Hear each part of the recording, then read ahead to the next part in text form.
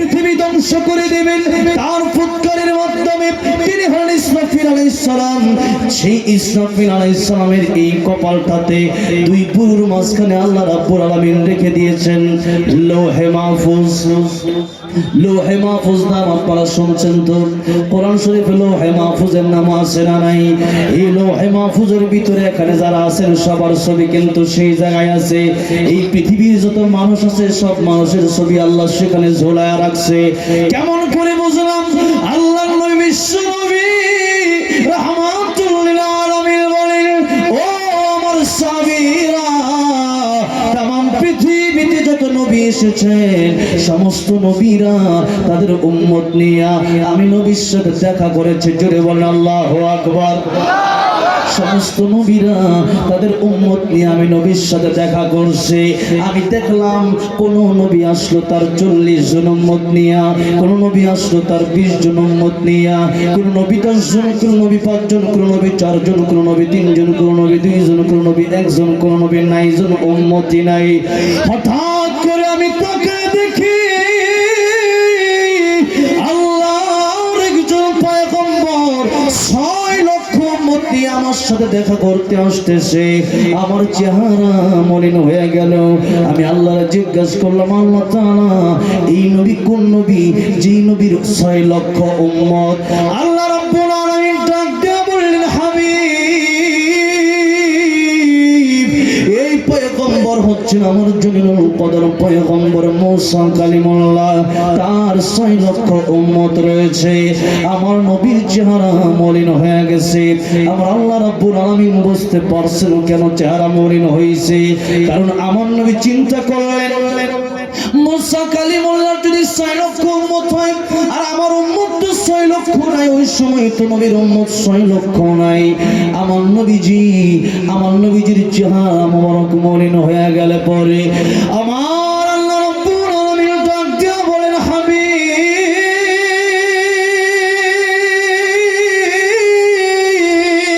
আপনি ডান দিকে তাকান। আমার নবীজি ডান দিকে তাকাইলে পরে তাকায় দেখে শুধু মানুষ আর মানুষ দেখা যায়। এত মানুষ, এত মানুষ, মানুষের ভিড়ের কারণে ডান দিকের আকাশ আর দেখা যায় না। আমার আল্লাহ রাব্বুল আলামিন ডাক দিয়ে বলেন, হাবিব গো, আপনি এবার বাম দিকে তাকান। আমার নবীজি বাম দিকে তাকায় দেখে শুধু মানুষ আর মানুষ, মানুষ আর মানুষ। এত মানুষের ভিড়ের কারণে আর বাম দিকের আসমানও দেখা যায় না।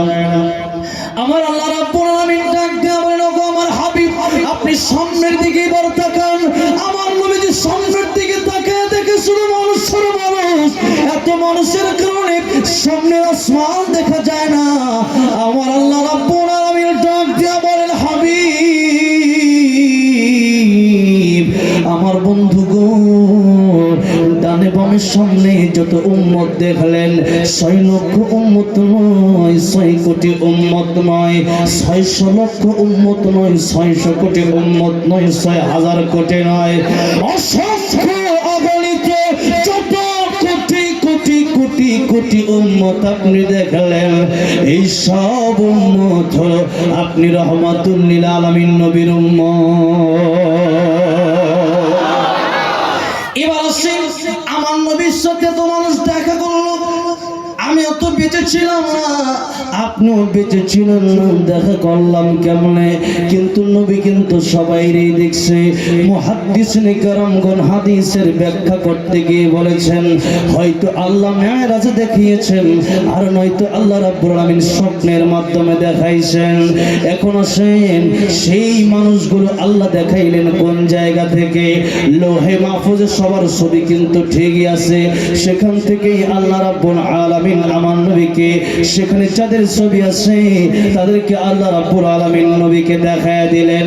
এবার আসেন, সেই লৌহে মাহফুজে সবার ছবি আছে, পৃথিবীর যত মানুষ আসছে আবার পৃথিবীতে যত মানুষ আসবে সবার ছবি লৌহে মাহফুজে আসে। শুধু তাই না, এই পৃথিবীতে মানুষ যা করবে অকুল্লা শাইইন আহসাইনাহু ফি ইমামিম মুবিন, আই ফি কিতাবিম মুবিন, সব লেখা আছে লৌহে মাহফুজের ভিতরে। মানুষ যা করবে এমনকি একটা গাছের পাতা ঝরে পড়বে এটাও সেখানে লেখা আছে। তাহলে লৌহে মাহফুজটা ছোট না বড়? জোরে বলেন, ছোট না বড়? এই লৌহে মাহফুজটা কত বড়? এই লৌহে মাহফুজটা, এই পৃথিবীটা যত বড়, আসমান থেকে নিয়ে জমিন পর্যন্ত যত বড়, এই পৃথিবীর এক সাইড থেকে আরেক সাইড যত বড়, লৌহে মাহফুজটাও তত বড়। বলেন সুবহানাল্লাহ। এই লৌহে মাহফুজ আল্লাহ রাব্বুল আলামিন রাখলেন ইসরাফিল আলাইহিস সালামের কপালে। ইসরাফিল আলাইহিস সালামের এই দুই ব্রুর মাঝখানে আল্লাহ রাব্বুল আলামিন কোরআন শরীফ রাখলেন, লৌহে মাহফুজ রাখলেন। বাল হুয়া কুরআনুম মাজিদ ফি লাওহিম মাহফুজ। এই কোরআন শরীফ আল্লাহ রাব্বুল আলামিন লৌহে মাহফুজের ভিতরে হেফাজত করে রেখেছেন। तमाम পৃথিবীর মানুষ কোরআন পড়ায় দিয়ে শাইখ সরকার বানায় দিলেও আল্লাহর কোরআন বন্ধ করা সম্ভব হবে না। ইন্না নাহনু নাযালনা যিকরা ওয়া ইন্না লাহু লাহাফিজুন। আল্লাহ বলেন কোরআন নাযিল করেছি আমি, হেফাজত করার মালিক চিল্লায় বলেন কে? এক নম্বরে তো কোরআন এসেছে লৌহে মাহফুজে। আপনারা আলোচনা এখনো বুঝবেন না, আলোচনা বুঝবেন একটু পরে, আলোচনা মিলাতে হবে লাস্টে। এখনো কিন্তু আলোচনার আগা মাথা গোড়া মাথা কিছুই বুঝবেন না, কিন্তু সম্পূর্ণ আলোচনা শুনলেই কিন্তু আলোচনা বুঝবেন। অনেকের মাথা ঘোরায় গেছে, হুজুর শুরু করলো কোনটা আর গেল কোন জায়গায়, এই চিন্তা করে বসে থাকলে কিন্তু হবে না, মাথার ভিতরে ঘুরপাক খেলে কিন্তু হবে না। বাজানরে খুব মনোযোগ দিয়ে আওয়াজটা শুনতে হবে, খুব মনোযোগ দিয়ে আলোচনাটা শুনতে হবে। এটা কিন্তু আমার একদিনের ওয়াজ নয়, এটা কিন্তু আমার মুখস্থ ওয়াজ নয়। তাফসীরের কিতাব থেকে, হাদিসের কিতাব থেকে অনেক মুতালা করার পরে বছরকে বছর এরপরে কিন্তু একটা ভালো একটা ওয়াজ করা সম্ভব হয়। আর নয়তো অনেক জানা থাকলেও কিন্তু এই মঞ্চে কথা বলা যায় না। এই জন্য যারা আছেন মাথা ঘোরাবেন না, এই চিন্তা করবেন না হুজুর কোন কথা বললো আর কোথায় গেল। খুব মনোযোগ দিয়ে শেষ পর্যন্ত আলোচনাটা শুনতে হবে। এবার আসেন যেই কথা বলতেছিলাম, কোরআন নাযিল করেছেন আমার আল্লাহ, কোরআন হেফাজত করবেন আমার আল্লাহ। আল্লাহ কোরআন নাযিল করলেন, হেফাজত করবেন আল্লাহ। এক নম্বরে হেফাজত করবেন তার লৌহে মাহফুজে রাখছে। দুই নম্বরে এই পৃথিবীতে অসংখ্য অগণিত কোটি কোটি কোরআনের হাফেজ চিল্লায় বলেন আছে না না? এই কোরআনের হাফেজ পৃথিবীতে অভাবে নাই। এই কোরআনের হাফেজের সিনার ভিতরে কোরআন আছে। এই জন্য কোরআনের হাফেজ যারা আছে এদেরকে পুরায় দিলেও তাদের সিনার কোরআন পড়ানো যায় না। কথা বলেন ঠিক না বেঠি? এই জন্য বাংলাদেশের একজন হিন্দু শিল্পী, কি শিল্পী? হিন্দু শিল্পী, ইউটিউবে সার্চ করে দেখেন, নাম তার নকুল কুমার বিশ্বাস। নাম তার নকুল কুমার বিশ্বাস, হিন্দু শিল্পী। কিন্তু সে মাঝে মধ্যে ইসলাম নিয়ে সঙ্গীত লেখে। সে কোরআন শরীফ নিয়ে একটা ইসলামী সঙ্গীত লিখেছে। সে বলেছে যদি আগুন লেগে ধ্বংস হয়ে যায়, ধ্বংস হয়ে যায়, যদি আগুন লেগে ধ্বংস হয় পৃথিবীর সব বইয়ের দোকান, বিশ্ব থেকে হারাবে না পবিত্র কোরআন। কথা ঠিক না বেঠি? যদি আগুন লেগে ধ্বংস হয় পৃথিবীর সব বইয়ের দোকান, বিশ্ব থেকে হারাবে না পবিত্র কোরআন, বিশ্ব থেকে হারাবে না পবিত্র কোরআন। করবে কেমন করে কোরআন ধ্বংস আগুনের তেজ, করবে কেমন করে কোরআন ধ্বংস আগুনের তেজ, আছে বিশ্ব ভরা অগণিত কোরআনে হাফেজ।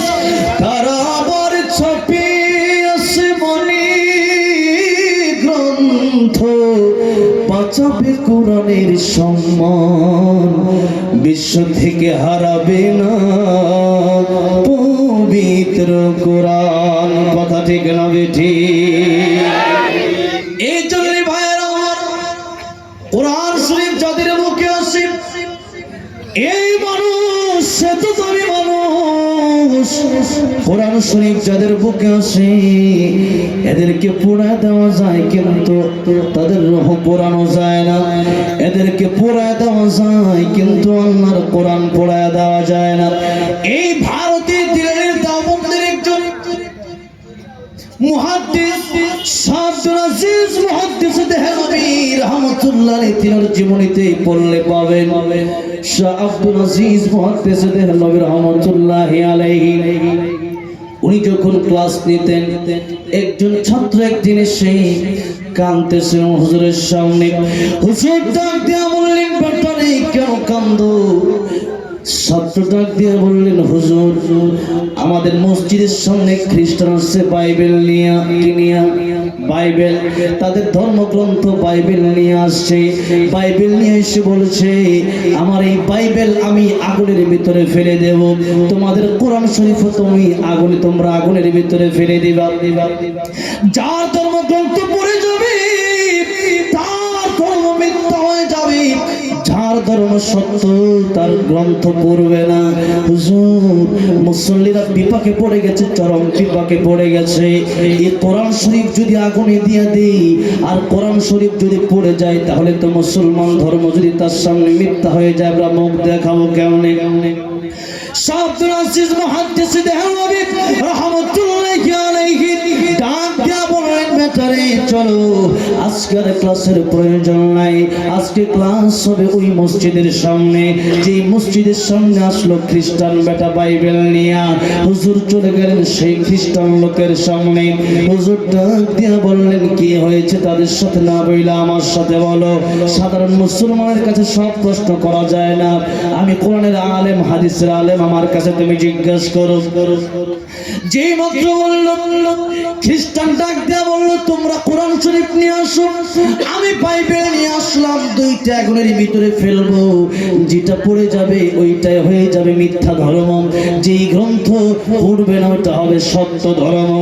এবার শাহ আব্দুল আজিজ মুহাদ্দিস দেহলভী রাহমাতুল্লাহি আলাইহি বললেন, একটা কোরআন শরীফ নিয়ে আসো তোমরা। কোরআন শরীফ নিয়ে আসা হলো, একদিকে বাইবেল আরেকদিকে আল্লাহর কোরআন। একদিকে বাইবেল খ্রিস্টানের হাতে, আরেকদিকে মুসলমানের হাতে কোরআন। মুসলমানের হাতে কোরআন। খ্রিস্টান বড় খুশি, কারণ খ্রিস্টান বেটা একটা বাটপারি করছে, ওই বাটপারি একটু পরে আপনারা বুঝবেন। এবার হুজুর বললেন, কোরআন শরীফ পড়ে লাভ কি? শাহ আব্দুল আজিজ মুহাদ্দিস দেহলভী রাহমাতুল্লাহ আলাইহি বললেন, ও এলাকার লোকেরা, ও খ্রিস্টান মিয়া, কোরআন শরীফ পড়া লাভ কি হবে? বাইবেল পড়া লাভ কি হবে? তোমার বাইবেল পড়ানোর দরকার নাই, আমার কোরআন শরীফ পড়ানোর দরকার নাই। যদি তোমার ভিতরে সৎ সাহস থাকে, তোমার খ্রিস্টান ধর্ম যদি সত্য হয়ে থাকে, তুমিও আগুনে লাফ দেবা, আমিও আগুনে লাফ দেব। যার পশম আগুনে পোড়াবে তার ধর্ম মিথ্যা, আর যার পশম আগুনে পোড়াবে না তার ধর্মই আজকে সত্য বলে প্রমাণিত হয়ে যাবে। এবার খ্রিস্টান লোকটা, এই লোকটা এবার চিন্তায় পড়ে গেছে, কারণ সে কি গোপনে কাজটা করেছে। বাইবেলের ভিতরে এমন মেডিসিন মারছে, যেই মেডিসিন কাগজ দিলে কাগজ বাবাজিরা আগুনে পোড়ায় না, এমন মেডিসিন বাইবেলের ভিতরে নিয়ে এসে সে বাটপারি করতে চেয়েছিল। কিন্তু শাহ আব্দুল আজিজ মুহাদ্দিস দেহলভী রাহমাতুল্লাহি আলাইহি বললেন, কাগজের কোরআন পড়ায় লাভ কি? আমিও লাভ দেব, তুমিও লাভ দিবা, দেখবো কার ধর্ম সত্য, কারে আগুনে পোড়ায় আর কারে আগুনে পোড়ায় না। কারণ আমাদের কোরআন শুধু কাগজে নয়, আমাদের কোরআন আছে আমাদের সিনায়। আল্লাহু আকবার। এবার আসুন, আমাদের কোরআন আমাদের ভিতরে যদি আজও যদি সেই মান থাকতো, আমরাও কিন্তু সেরকম সাহসে কথা বলতে পারতাম। আজকে মুসলমান হয়ে গেছে ভীতু।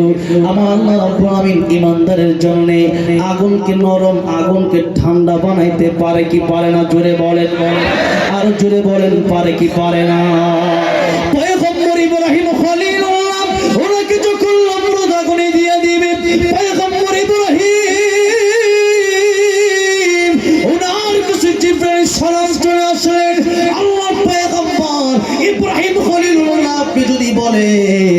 আপনি বললে আপনার আগুন থেকে আমি জিবরাইল বাঁচিয়ে দেব।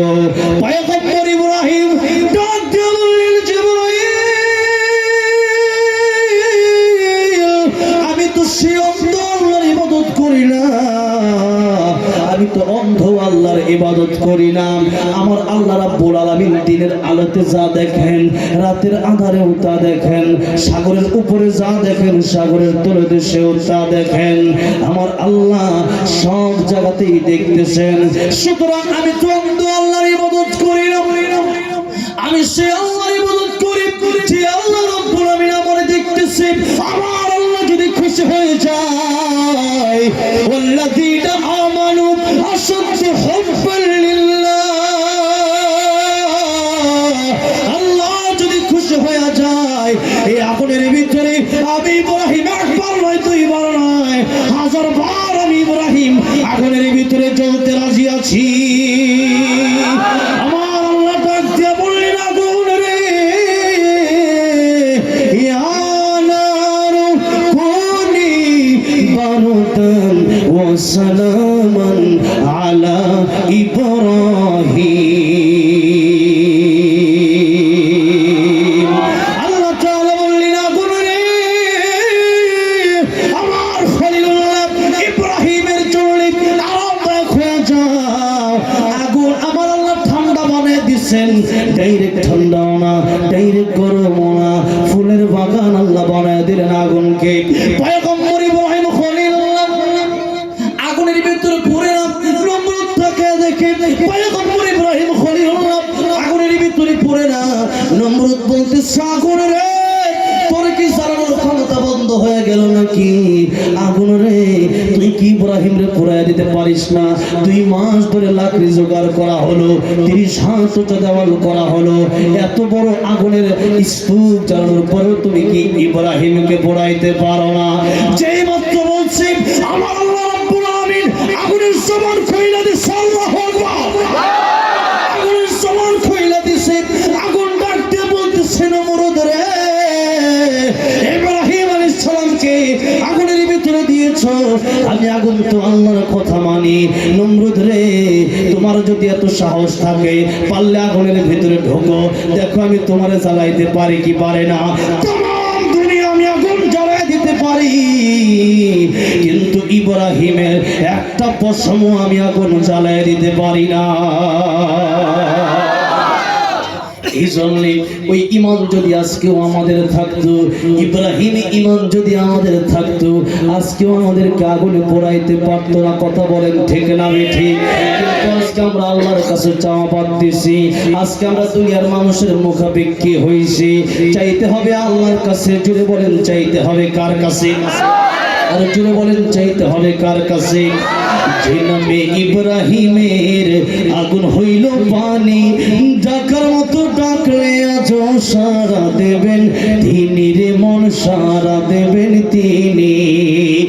ও মধুর নামটি মিটায় হতাশার জ্বালা, গলেতে পড়ো নামের মালা, ও নামের তুলনা হবে না, হবে না, ও নামের তুলনা হবে না, হবে না, তুলনা নাই নাই নাই, তুলনা নাই নাই নাই।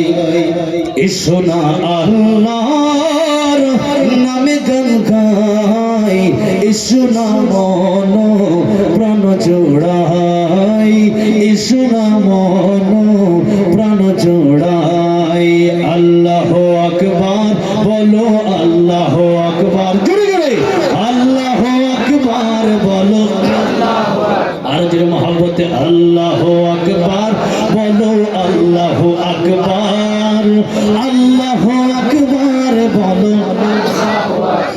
ও মধুর নামটি নিলে হৃদয় হাসে, ও মধুর নামে সুখ নেমে আসে,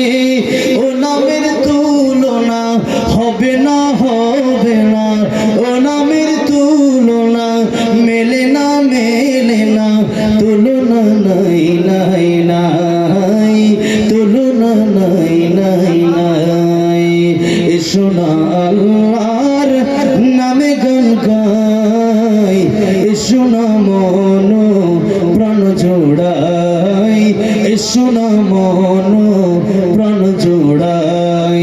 আল্লাহু আকবার বলো, আল্লাহু আকবার, আল্লাহু আকবার বলো, আর জোরে মুহাব্বতে আল্লাহু আকবার,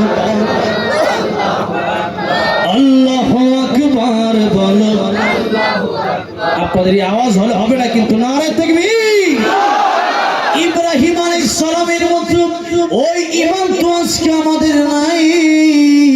আজকে আমাদের ঈমান হয়ে গেছে কচু পাতার পানির মতো। যাই হোক, ঈমানটাকে মজবুত করে নিতে হবে।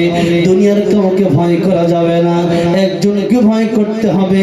জবান ছেড়ে দিয়ে বলেন তিনি কে? এবার আসুন যে কথা বলতেছিলাম, এই কোরআনের সাথে আমাদের সম্পর্ক করতে হবে। কোরআনের সাথে যদি সম্পর্কটা করে নিতে পারেন, এই দেহ দুনিয়ার আগুন তো জ্বালাবে দূরের কথা, পরকালে আখিরাতে জাহান্নামের আগুন আপনারে জ্বালাইতে পারবে না। কারণ কিয়ামতের ময়দানে আমার নবীজি বলছিলেন, তোমরা যদি এই কোরআন শরীফ পাকড়ে ধরতে পারো, প্রতি রাতে যারা সূরা মুলুক তিলাওয়াত করবে, জুড়ে বলেন কোন সূরা? কোন সূরা? সূরা মুলুক যারা তিলাওয়াত করবে 1 নম্বর, 2 নম্বর 5 ওয়াক্ত ফরজ নামাজের পরে আয়াতুল কুরসি তিলাওয়াত করবেন। এই কোরআন শরীফ এভাবে নিয়মিত যারা তিলাওয়াত করবে, কিয়ামতের ময়দানে এই কোরআন শরীফ আল্লাহর ডাক দেওয়া বলবে, আল্লাহ তাআলা এই বান্দা গুনাহগার হওয়ার কারণে জাহান্নামে কেমনে যায়, আমি কোরআনকে সে ভুলে নাই। আজকে আমি কোরআনকে হয়তো তুমি বাদ দিয়া দাও, হয়তো এই লোককে জাহান্নাম থেকে মুক্তি দিয়া জান্নাতে দাও। আমার আল্লাহ কি আমাদের মতো গুনাহগারের জন্য কোরআন বাদ দিবে না? কি বলেন? আমাদের মতো গুনাহগারের জন্য আল্লাহ কোরআন বাদ দিবে না। আমার আল্লাহ রাব্বুল আলামিন কোরআন শরীফের সুপারিশ মঞ্জুর করে নেবেন।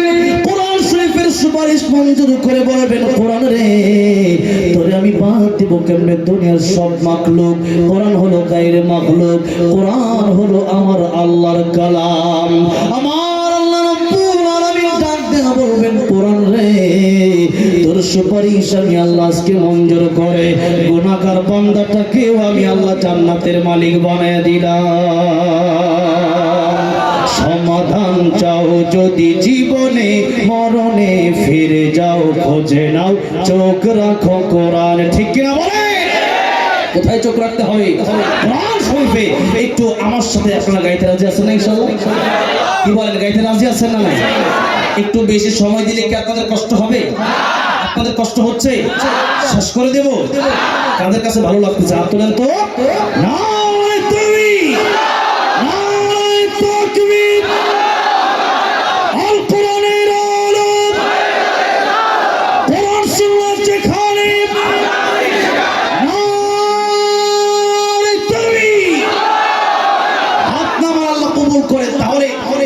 যদি মনে করেন রাত 4টা বাজে,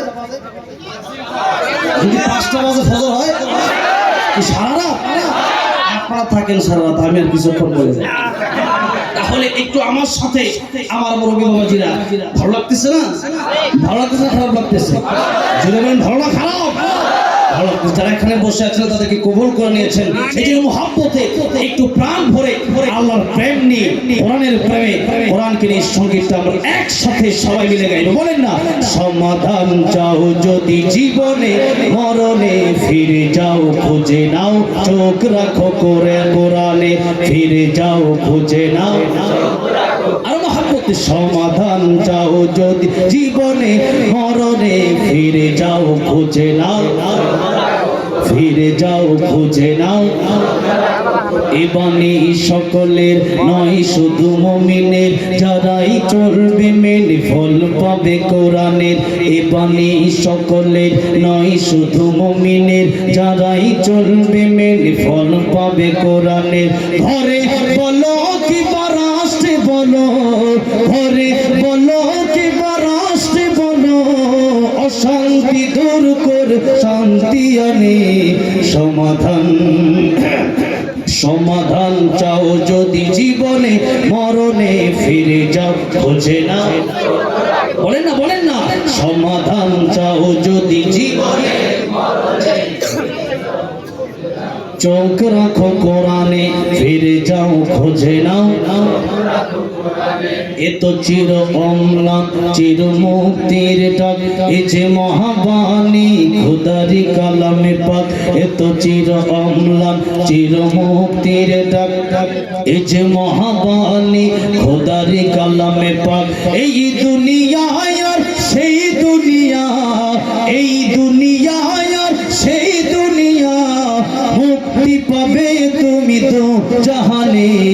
সমাধান সমাধান চাও যদি জীবনে মরণে, ফিরে যাও খুঁজে নাও, ফিরে যাও খুঁজে নাও। সমাধান চাও যদি জীবনে মরণে, ফিরে যাও খুঁজে নাও, ফিরে যাও খুঁজে নাও। চোখ কোথায় রাখতে হবে বলে, তাহলে কোথায় রাখতে হবে জুড়ে বলে।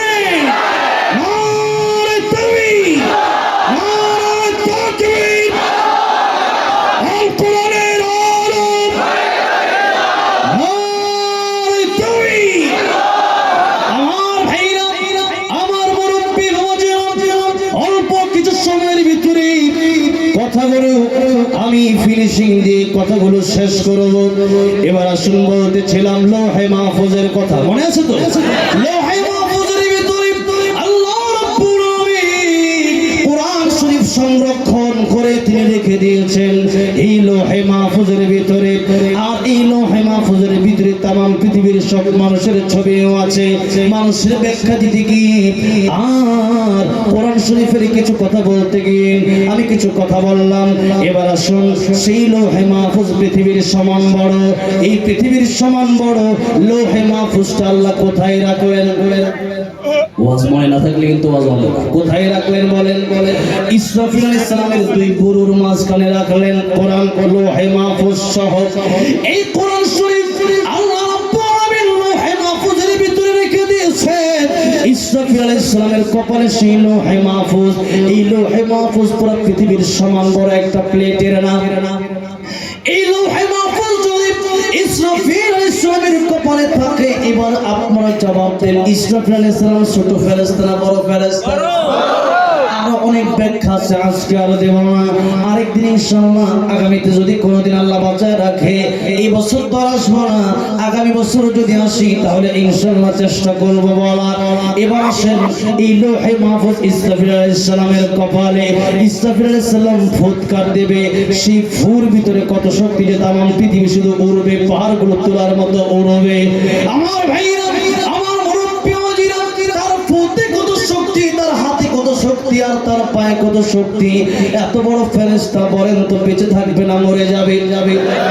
আল্লাহ রাব্বুল আলামিন ডাক দিয়ে বলবেন আজরাইল, ইসরাফিলের জান তুমি কবজ করো, মিকাইলের জান তুমি কবজ করো, আজরাইল রে জিবরাইল আলাইহিস সালামের জান তুমি কবজ করো। সবার জান আজরাইল আলাইহিস সালাম কবজ করে ফেলবেন, সব শেষ।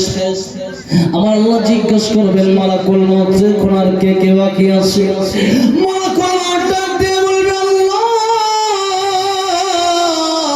এখন শুধু আপনি বাকি আছেন আর আমি আজরাইল বাকি আছি।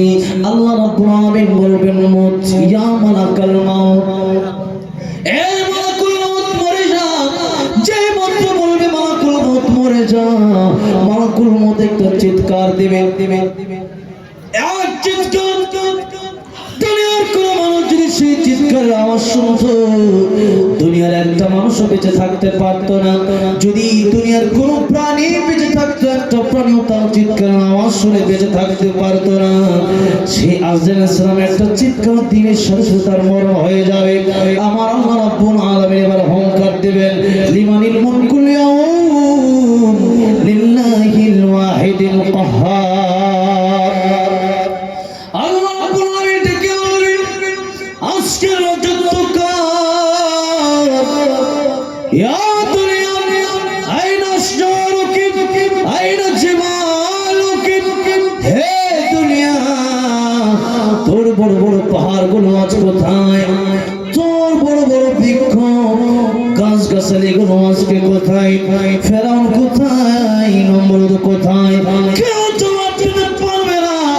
সব মাটির সাথে সাথে মিশে যাবে, একটা মানুষ তখন বেঁচে থাকবে না, সব মৃত, সব মৃত, সবাই মাটির সাথে মিশে যাবে। আমার ভাইরা, আমার মুরব্বী ওয়াজিরা, তাহলে সুতরাং বোঝা গেল আমাদের মরতে হবে। এই মৃত্যুর পরে আল্লাহ রাব্বুল আলামিন আবার ইসরাফিল আলাইহিস সালামকে জীবিত করবে, আমার নবীকে আগে জীবিত করবে, আমার নবীকে আগে কবর থেকে উঠাবে। নবী তো কবরের ভিতরে এমনি জীবিত, আবার আমার নবীকে আল্লাহ উঠাবে। ইসরাফিল আলাইহিস সালাম সিংহায় ফুৎকার দেবে, আল্লাহ রাব্বুল আলামিন কিয়ামত কায়েম করবে। तमाम পৃথিবীর সব মানুষকে আল্লাহ পৃথিবীতে আবার উঠাবে। এই পৃথিবীর সমস্ত সাগর, আটলান্টিক মহাসাগর, বঙ্গোপমহাসাগর, আরব মহাসাগর সহ এই পৃথিবীতে যত সাগর নদী আছে, একটা সাগরও থাকবে না, একটা নদীও থাকবে না।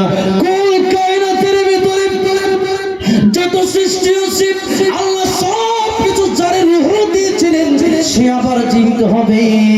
কারণ এই মানুষ যাদের জীবন আছে, তাদের মরণ আছে, সেই ব্যক্তিরা আবার জীবিত হবে। এই পৃথিবী আল্লাহ রাব্বুল আলামিন আবার উঠাবেন, কিন্তু কোনো পানি থাকবে না। এই পৃথিবীটাকে আল্লাহ তামা বানায় দিবে, তামা বানায় দিবে। মাথার উপর হাত উপরে চলে আসবে সূর্য, আর দুনিয়াটা হয়ে যাবে তামা। এই সূর্যের নিচে আর তামার উপরে যারা 50,000 বছর অবস্থান করবে, মানুষের মাথার মগজগুলো ভাতের মারের মতো টকবক টকবক করতে থাকবে। আর মানুষের জিহ্বাগুলো কুকুরের মতো চলতে থাকবে, নাভি পর্যন্ত জিহ্বাটা চলে আসবে। পানির তৃষ্ণায় মানুষ কাঁদবে আর বলবে পানি পানি পানি। একদিকে কাপড় নাই, আরেকদিকে মানুষের পানির তৃষ্ণা। পানির তৃষ্ণার কারণে মানুষগুলো ছটফট করতে থাকবে। আমার নবীর খাটে উম্মত যারা হবে, আমার নবীর আশিক যারা হবে, আমার নবীকে যারা মানবে, নবীর সুন্নাত যারা মানবে, আমার নবীজি তাদেরকে এক এক গ্লাস করে হাউজে কাউসারের পানি পান করাবে। এক এক গ্লাস করে হাউজে কাউসারের পানি যারা পান করবে, 50,000 বছর পানির পিপাসা লাগবে না।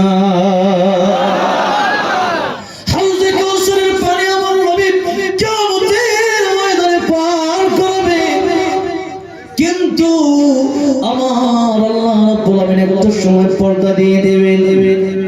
ও আমার বন্ধু, ও আমার হাবিব, কিছু মানুষ আসতেছে আপনার উম্মত দাবি করে, কিন্তু এদেরকে পানি পান করানো যাবে না। কারণ অনেকে আছে নামে মুসলমান কিন্তু কাজে মুসলমান না। এরকম মুসলমান আমাদের সমাজে আছে না নাই বলেন? নামে মুসলমান, নামাজ পড়ে না, আমার আগে হুজুর বলে গিয়েছেন বাইনাল আবদি ও বাইনাল কুফরি তারকুস সালাত। মুসলমান আর ইমানদারের ভিতরে পার্থক্য হলো নামাজ। এই নামাজ আমরা পড়ি না কিন্তু দাবি করে আমি মুসলমান। মহিলারা পর্দা করে না কিন্তু দাবি করে মুসলমান। এরপরে সিগারেট ছাড়ে না দাবি করে মুসলমান। নেশা ছাড়ে না দাবি করে আমি মুসলমান। গান বাজনা ছাড়ে না দাবি করে আমি মুসলমান। মদ জুয়া ছাড়ে না দাবি করে আমি মুসলমান। সুদ ঘুষ ছাড়ে না দাবি করে আমি মুসলমান। এরকম না আমি মুসলমান কিন্তু কাজের বেলায় না, এরকম আসে না নাই। এই জন্য একজন কবি আমাদের বাংলাদেশের, তিনি বলেছেন নামে মুসলমান নাকি কামে মুসলমান, নামে মুসলমান নাকি কামে মুসলমান। নামে কামে মিল না হলে, নামে কামে মিল না হলে বইবে যে তুফানে তুমি। নামে মুসলমান নাকি কামে মুসলমান তুমি, নামে মুসলমান নাকি কামে মুসলমান।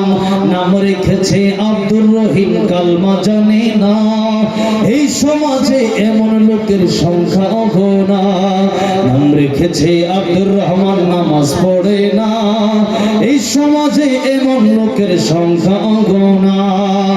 এমন সমাজে বদলাতে কে, এমন সমাজ বদলাতে কে রাখবে অবদান তুমি।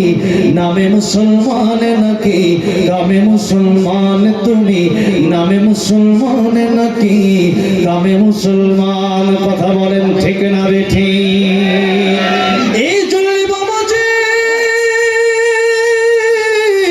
আমি আপনার পায়ে হাত রেখে বলতে চাই, পাপের করে মুসলমানের করে জন্ম নিলে মুসলমান হওয়া যায় না, আর হিন্দুর করে জন্ম নিলে হিন্দু হয় না, খ্রিস্টান খ্রিস্টানের করে জন্ম নিলে খ্রিস্টান হয়ে যায় না। যদি আল্লাহ বলেছেন প্রত্যেকটা মানুষ দুনিয়াতে আসে ইমানদার হইয়া, এরপরে তার বাপ মাতারে খ্রিস্টান বানায়, তার বাপ মাতারে হিন্দু বানায়। এখন আসেন, মুসলমান আপনার বাবা মানলাম, মুসলমান আপনার দাদা মানলাম, দাদা আর বাপের পরিচয় দিয়ে কিন্তু জান্নাতে যাওয়া যাবে। বলেন জান্নাতে যাওয়া যাবে? ইব্রাহিম খলিলুল্লাহ, তার বাবার নাম হলো আজর। ইব্রাহিম খলিলুল্লাহ কিয়ামতের ময়দানে তো জান্নাতে যাবে। এবার ইব্রাহিম খলিলুল্লাহর বাপ আজর বলবে, আল্লাহ আমার ছেলে তো ইব্রাহিম জান্নাতে দেখা যায়, ইব্রাহিমের সাথে আমার কি জান্নাতে দেওয়া যায় না? আমি তো তার বাপ আগে। আল্লাহ বলবে, ওরে কিয়ামতের ময়দানে বাপ কাজে লাগবে না, সন্তান কাজে লাগবে না, কিয়ামতের ময়দানে চাচা কাজে লাগবে না, ভাতিজা কাজে লাগবে না, কিয়ামতের ময়দানে মা কাজে লাগবে না, সন্তান কাজে লাগবে না। আরে কিয়ামতের ময়দান ঈমান যদি খাঁটি ইমানদার হয়ে যেতে পারেন, আপনি হবেন জান্নাতি। ঈমান যদি না থাকে, মুনাফিকে যদি অন্তরে থাকে, তাহলে হয়ে যাবেন জাহান্নামী। তাহলে আজকে থেকে তওবা করতে হবে। মুসলমান হলে খাঁটি মুসলমান হব, আমার আল্লাহর প্রেমে পাগল হব। রাজি আছেন কারা কারা? দুটি হাত আল্লাহর উঁচু করে দেখায় দেয়। নারায়ে তাকবীর, নারায়ে তাকবীর। আল কোরআনের আলম, দ্বীন ইসলাম, নারায়ে তাকবীর। হাত নামান, আল্লাহ কবুল করেন। জোরে বলেন আমিন। অল্প সময়ের ভিতরে বাবাজিরা কথাগুলো আমি শেষ করে দেব। অলরেডি কয়েকটা স্লিপ আমার কাছে চলে আসছে, অনেকগুলো লেখা, গজলের লেখা, আরো কত লেখা, সবই ইনশাআল্লাহ বলার চেষ্টা করব। যদি আপনারা ঠিক থাকেন, আপনারা ঠিক আছেন তো? আপনার ঠিক আছেন তো? আপনার ঠিক থাকলে আমিও ঠিক আছে। আর যদি বলেন না আর দরকার নাই, তাহলে মোনাজাত করে দেই। কি বলেন? এবং কিয়ামতের মাঠ কায়েম হবে। ইন্নাস সাআদাত আতিয়াতুন, নিশ্চয়ই কিয়ামত আল্লাহ কায়েম করবে। কিয়ামত কায়েম করার মানে হলো, এক নম্বর কিয়ামত মাতা ফাকাদ কামাত কিয়ামাতুহু। এক নম্বর কিয়ামতের নাম হলো মরণ। যখন হয়ে যাবে তখন তোমার কিয়ামত শুরু হয়ে যাবে। মরণ যখন শুরু হয়ে যাবে, আপনার কিয়ামত তখনই শুরু হয়ে যাবে। বাবাজি, মৃত্যুর যন্ত্রণার মতো যন্ত্রণা পৃথিবীতে আর নাই। মৃত্যুর যন্ত্রণা এত কঠিন, মৃত্যুর যন্ত্রণা আওয়াজ করতে গেলে সংসার চলে যাবে, কিন্তু মৃত্যুর যন্ত্রণার কথাগুলো বলা শেষ হবে না। মৃত্যুর যন্ত্রণা যারা একবার হয়েছে, সেই ব্যক্তি বুঝেছে মরণ যন্ত্রণা কত কঠিন। আমার নবীকে যখন আসলেন, জান কবজ করো মালাকুল মউত, আমার নবী বললেন, আমার বুকের উপর রাখলাম কি হাত রাখলাম নাকি রাখলাম উহুদ পাহাড়? আমার নবীজি যদি এই কথা বলেন, আমি আর আপনি করব কি? বলেন মৃত্যুর সময় যদি বেঈমান হইয়া কাফির হইয়া যদি মরতে হয়, তাহলে এমন মরণ হবে, এই মরণ তো কুকুরের চাইতে বড় মরণ হয়, শুকুরের চাইতে বড় মরণ হয়। আমার আপনার মরণ যদি বেঈমান হইয়া হয়, মুনাফিক অবস্থায় হয়, একটা ছাগলের জন্য টেনেছে, যতটা বেশি কষ্ট হবে, এর চাইতে 1000 গুণ বেশি কষ্ট হবে বেঈমান মুনাফিকের মৃত্যুটা।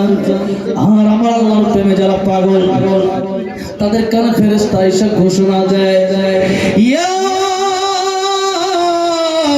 আইয়াতুহান নাফসুল মুতমাইন্না ইরজিই ইলা রাব্বিকি রাদিয়াতাম মারদিয়া ফাদখুলি ফি ইবাদি ওয়াদখুলি জান্নাতি।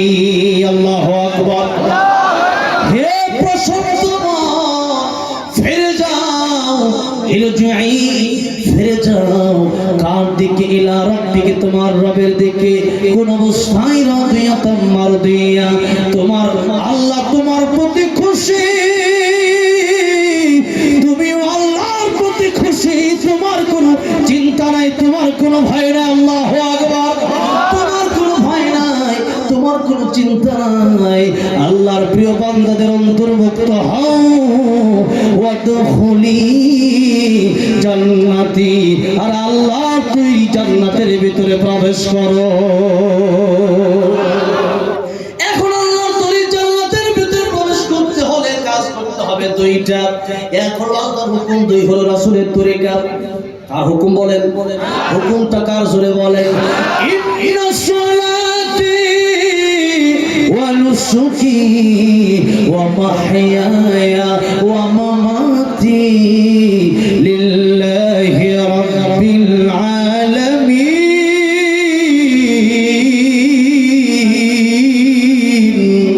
আল্লাহ রাব্বুল আলামিন বলেন, কুল ওগো নবী আপনি বলুন, আমার নামাজ, আমার কুরবানি, ও মাহইয়ায়া আমার জীবন, ও মামাতি আমার মরণ সব নিবেদিত করলাম আল্লাহ রাব্বুল আলামিনের জন্য। সব হবে আল্লাহর জন্য, আর তরিকাটা হবে আমার রাসূলের তরিকা।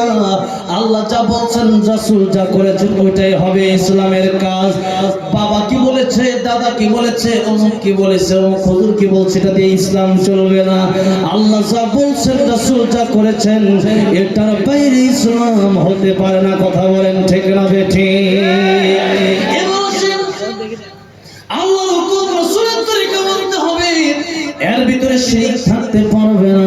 তাহলে আপনার এই ইবাদতটার মাধ্যমে আপনার জান কবরটা হয়ে যাবে শান্তিময়। আপনার কবরে যাওয়ার পর কবর রওজাতুম মিন রিয়াজিল জান্নাহ আও হুফরাতুম মিন হুফারিন নার, কবরটা কারোর জন্য জান্নাতের বাগান হয়ে যাবে। আর নয়তো কারোর জন্য জান্নাতের টুকরা, কারোর জন্য জাহান্নামের বাগান। এখন আসেন, কবরে যাওয়ার সাথে সাথে কিন্তু হয়তো শান্তি নয়তো শাস্তি আপনার শুরু হয়ে যাবে। একদিন মাটির ভেতরে হবে ঘর রে মন আমার, কেন বন্ধ দালান ঘর রে মন আমার, কেন বন্ধ দালান ঘর। যত টাকা পয়সা যা কিছু আছে, সন্তানাদি, স্ত্রী পুত্র যা কিছু আছে, আত্মীয় স্বজন, একটাও কবরে যাবে না। আপনার কবরে যাবে আপনার আমল। এই জন্য নিজের চিন্তা নিজে করবেন, আরেকজনের চিন্তা করে কোনো লাভ নাই। আগে নিজে চিন্তা করেন, পরে আরেকজনের চিন্তা করবেন। কু আনফুসাকুম ওয়া আহলিকুম নারা, নিজের চিন্তাও করতে হবে, আরেকজনের চিন্তাও করতে হবে। কিন্তু আমাদের সমস্যা হলো আমরা নিজের চিন্তা বেশি করি না, আরেকজনের চিন্তা আমরা বেশি করি। কথা বলেন ঠিক না বেঠিক? আরেকজনের চিন্তা করার আগে নিজে জাহান্নাম থেকে বাঁচতে পারলেন কিনা দেখেন। এবার এক নম্বর কিয়ামতের নাম হলো মরণ, দুই নম্বর কিয়ামতের নাম হলো পৃথিবী ধ্বংস। আল্লাহ আসরের ময়দানে উঠাবে। কারণ আপনার মরণটা যদি ভালো হয়, আপনার কবরটা যদি ভালো হয়, আল্লাহর নবী বলেন, যার প্রথম কাঠি কবর ভালো হয়ে যাবে, তার হাসর ভালো হয়ে যাবে, তার পুলসিরাত ভালো হয়ে যাবে, তার মিজান ভালো হয়ে যাবে। আল্লাহর তরি জান্নাতের ভিতরে সেই ব্যক্তি পৌঁছে যাবে। বলেন সুবহানাল্লাহ। এখন যদি ওই কবরে ঘাটি যদি ভালো না হয়, তাহলে জান্নাত যাওয়াটা কঠিন হয়ে যাবে। এই জন্য কবরের ঘাটি যদি ভালো করতে হয়, মনে প্রাণে মেনে নিতে হবে লা ইলাহা ইল্লাল্লাহ, আর জোরে লা ইলাহা ইল্লাল্লাহ, লা ইলাহা ইল্লাল্লাহ, লা ইলাহা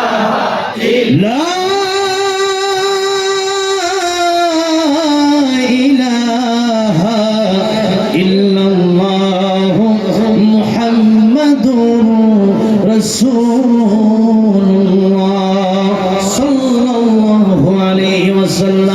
এবার আসেন, দুই কিয়ামতের ভিতরে আমাদের শান্তি দরকার। শান্তির পথই হলো আল্লাহর হুকুম, রাসূলের তরিকা। আমানু ওয়া আমিলুস সালিহাত, আর দুইটা এবার বলে দিচ্ছি। এগুলো হচ্ছে প্রথমত কারণ। এক নম্বর ঈমান, দুই নম্বর নেক আমল। এগুলোর ব্যাখ্যা অনেক বড়। ঈমান আর নেক আমল মানে জীবনের শুরু থেকে মৃত্যু পর্যন্ত আল্লাহর হুকুম, রাসূলের তরিকা। এবার আসেন পরের দিকে যাই। আল্লাহ রাব্বুল আমিন বললেন, আকাদ ফিহা, এই কিয়ামত হবে, কার কখন মরণ হবে থেকে আমরা কেউ জানি? আচ্ছা, কার মরণ কখন হবে? কার 2025 সাল, কার 2026 সালে হবে কেউ জানি? বলেন। আরে কার মরণ কখন হবে এটা যদি সময় চলতো, তাহলে মানুষ 1 মাস 2 মাস আগে থেকে আর রোড কাটে বের হতো না, মসজিদে গিয়ে বসে থাকতো, কিন্তু কার কখন মরণ হবে এটা তো আমাদের জানা নাই। এই তো চিরাং জানাতে মাত্র 5-6 দিন আগে 2 তারিখে একটা মাহফিল করলাম।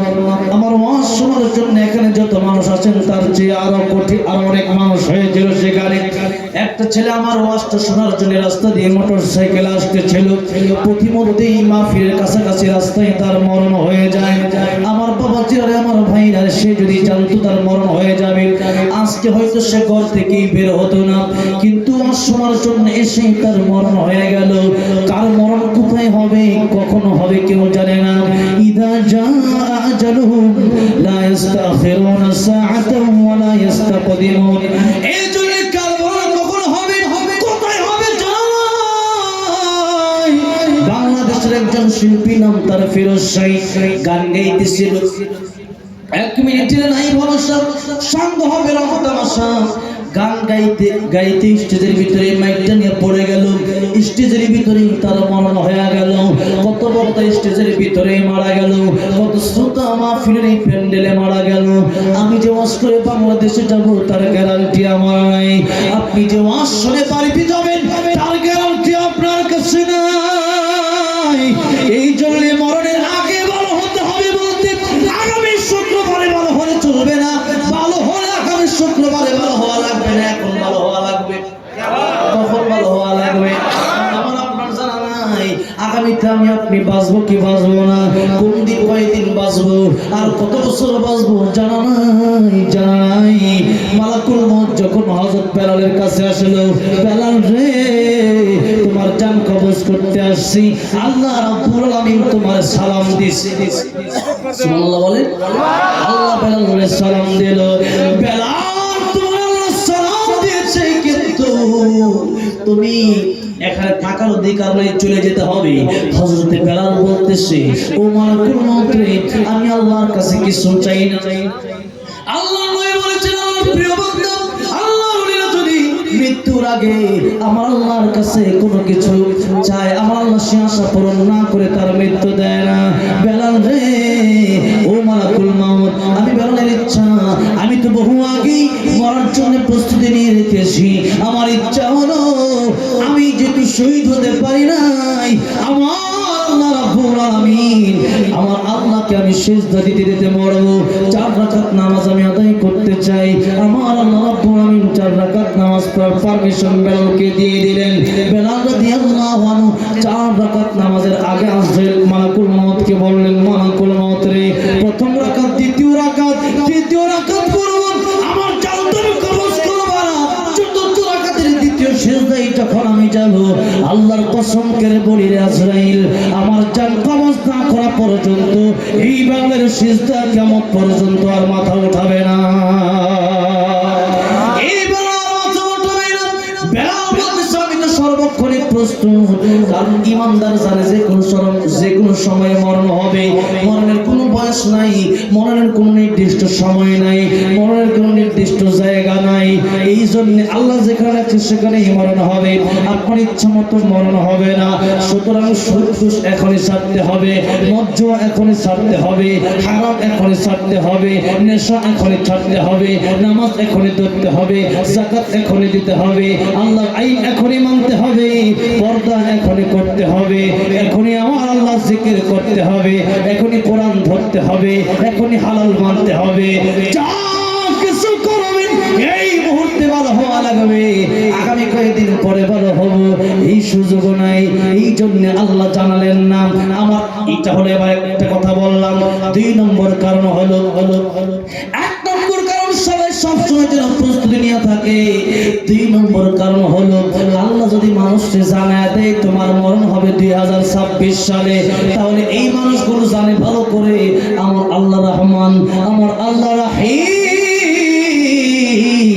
আমার আল্লাহ গফফার। ইবলিস শয়তান যখন বলছিল আল্লাহ তোমার এই বান্দাগুলোকে আমি এই বান্দাগুলোকে ধোঁকা দেব, এই বান্দাগুলো জাহান্নামের রাস্তায় যাবে, আমার আল্লাহ বলেছেন ইবলিস রে বান্দা সারা জীবন গুনাহ করবে, মরার আগে আমি আল্লাহর কাছে তওবা করলে আমি আল্লাহ বান্দার তওবা মঞ্জুর করে বান্দাকে জান্নাতের মালিক বানায় দেব। এই কথা তো সবাই জানে, আমার আল্লাহ রহমান, আমার আল্লাহ রহিম, আমার আল্লাহ গফফার, এই কথা সবাই ভালো করে জানে। এই জন্য এই মানুষগুলো ইবাদত করবে না। 25 সালে যদি মৃত্যু হয় 24 সাল পর্যন্ত গুনাহ করবে, 25 সালে মসজিদে ঢুকবে আর বের হবে না। ঠিক না বেঠিক? 25 সালে মসজিদে ঢুকবে আর বের হবে না। এই 24 বছর যদি গুনাহ করে আর 25 সালে যদি গিয়া যদি মসজিদে ঢুকে, এই ইবাদতের মাধ্যমে জান্নাতে যাবে কেমনে? কিয়ামতের ময়দানে মিজানের পাল্লা যদি নেক আমলের পাল্লা ভারী হয়ে যায়, তাহলে আল্লাহ রাব্বুল আলামিন আপনাকে জান্নাতের মালিক বানায় দেবে। আর যদি গুনার পাল্লা ভারী হয়ে যায়, যেতে হবে জাহান্নামে। এখন পর্যন্ত দেখি 24 বছরের গুনাহ আর 1 বছরের ইবাদত সমান হবে, অনেক পার্থক্য হয়ে যাবে। এই জন্য আল্লাহ রাব্বুল আলামিন জানেন না, যাতে করে মানুষ প্রতি সময় প্রতিনিয়ত মৃত্যুর জন্য প্রস্তুতি গ্রহণ করে, আমার আল্লাহর আইন, আমার আল্লাহর হুকুম মেনে নেয়। 2 নম্বর কারণ হচ্ছে এটা, যাতে করে মানুষ আল্লাহর হুকুম, আল্লাহর আইন মেনে নেয়। 3 নম্বর কারণ বলবো?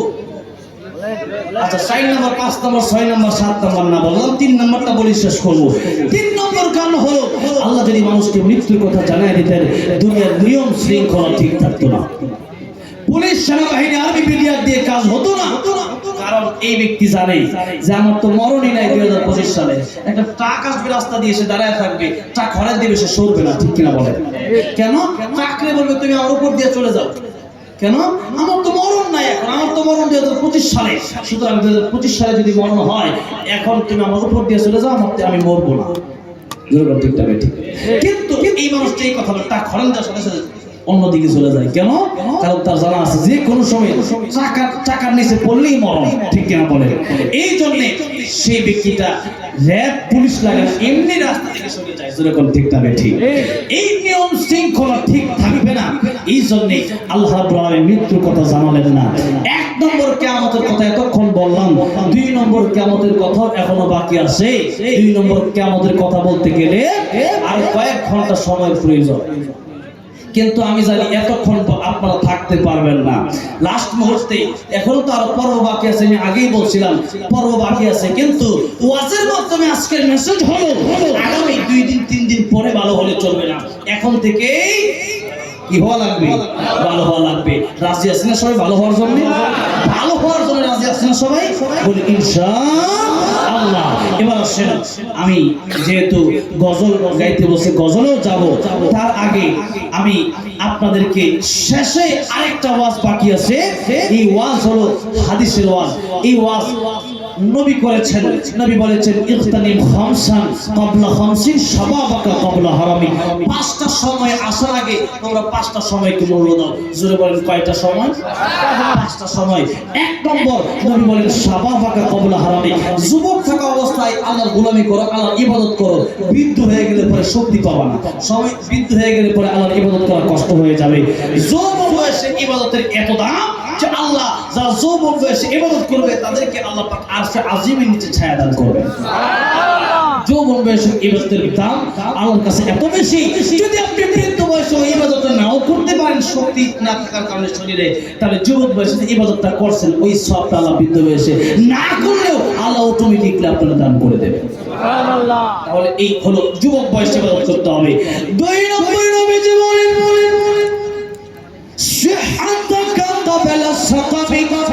সুস্থ থাকা অবস্থায় আল্লাহর গোলামি করো, সুস্থতাকে তোমরা গনিমত মনে করো। একটা সময় আসবে তুমি অসুস্থ হয়ে যেতে পারো, ওই সময় যদি তুমি অসুস্থ হয়ে যাও, খাওয়াই ভালো লাগে না, খাওয়া দাওয়াই ভালো লাগে না, খাবার ভালো লাগে না, নামাজ কেমনে পড়বা, রোজা কেমনে রাখবা, হজ কেমনে করবা, যাকাত কেমনে দিবা, ওই সময় অসুস্থ হওয়ার কারণে টাকা পয়সাও যাবে, শরীর নষ্ট হবে, মানুষটির জীবন সুস্থ থাকে না। এই জন্য নবীজি বললেন অসুস্থ হওয়ার আগে এই সুস্থতাকে কদর করে মূল্য দাও। 3 নম্বর নবীজি বললেন গিনাকা ক্বাবলা ফাকারি। আমি নবীজি তোমাদেরকে বললাম সকাল বেলা ধনীর 2 ফকির, সন্ধ্যা বেলা টাকা পয়সা যাচ্ছে কেউ নাই, টাকা পয়সা থাকবে না, টাকা পয়সা থাকবে, আপনি থাকবেন না, আপনি চলে যাবেন, টাকা পয়সা সব কিছু জায়গায় জায়গায় থাকবে, টাকা পয়সা ব্যাংকে থাকবে, জমি জমা থাকবে, আপনি মাটির উপরে থাকতে পারবেন না, আপনাকে চলে যেতে হবে মাটির নিচে।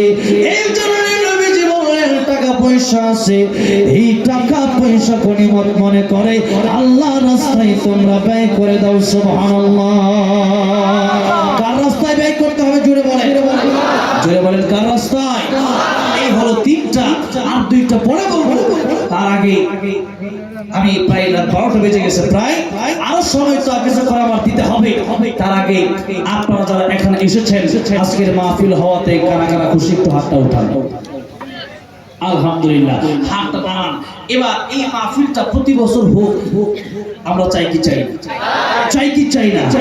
সবাই আমরা এই মাহফিলটা হোক চাই, কারণ এই মাহফিলটা হওয়ার মাধ্যমে মানুষের জীবনের পরিবর্তন হবে, মানুষ নামাজি হবে, মানুষ কোরআন শিখবে, মানুষ হাদিস শিখবে, মানুষ দ্বীনের প্রতি পা বাড়াবে।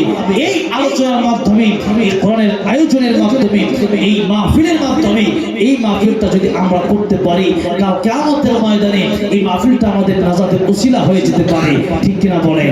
এই জন্য এই মাহফিলে প্রতি বছর যদি হয় এই মাহফিল, তাহলে এটা কি একা কারো মাধ্যমে করা সম্ভব? সবার মাধ্যমেই করতে হবে।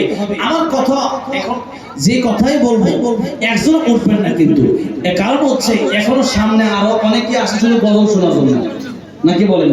নবীর প্রেমের পাগল অনেকে আসে, তারা শুধু গজল শোনার জন্য এতক্ষণ দাঁড়িয়েছে, গজল শুনবো এরপরে যাবো, নাকি বলেন? গজল শুনতে চান কারা কারা? আচ্ছা থাক থাক, হাত উঠাইলে আপনাদের কষ্ট হচ্ছে, বারে বারে হাত উঠাচ্ছি। আচ্ছা যাক, দেখতে তো হবে এখন কারা কারা রাজি কারা রাজি না, বুঝতে হবে না? এখন এই গজলটা গাওয়ার আগে এই মাহফিলটা হোক, আমরা সবাই হাত তুলছি। আচ্ছা, এই মাহফিলে ধনী মানুষ 2 লাখ 4 লাখ 5 লাখ টাকার মালিক কি 10-12 জন নাই? কি বলে আছে না? নাই আছে। এখন 2 লাখ টাকা 5 লাখ টাকা যাদের আছে, এরা যদি মনে করেন এই মাহফিলটায় বছরে 10,000 টাকা খরচ করে, অসুবিধা আছে? নাই। যার টাকা কবুল হবে তার টাকা দিনের পথে খরচ হবে, আর যার টাকা ব্যাংকে বলা থাকবে কিন্তু কবুল হবে না, 1 টাকা দিনের পথে খরচ হবে। দিনের পথে খরচ হবে, বলবেন এই টাকা আমার কবুল, আমার টাকা আল্লাহর কাছে কবুল মকবুল, এই জন্য হয়তো খরচ হয়ে গেছে। কারণ এই জন্য দিনের পথে খরচ হচ্ছে, টাকা পয়সা কবুল না হলে বাবাজিরা এই টাকা পয়সা দিয়ে কোনো লাভ নাই। দুনিয়ার ব্যাংকে তো রাখেনি, আখিরাতের ব্যাংকে রাখার দরকার আছে না নাই? এই দিনের মাহফিলগুলো যেটা একটা মাদ্রাসা, এই দিনের মাহফিল প্রতি বছর হয়, আজকে 7টা বছর ধরে মাহফিল হচ্ছে, সবাই করতেছেন।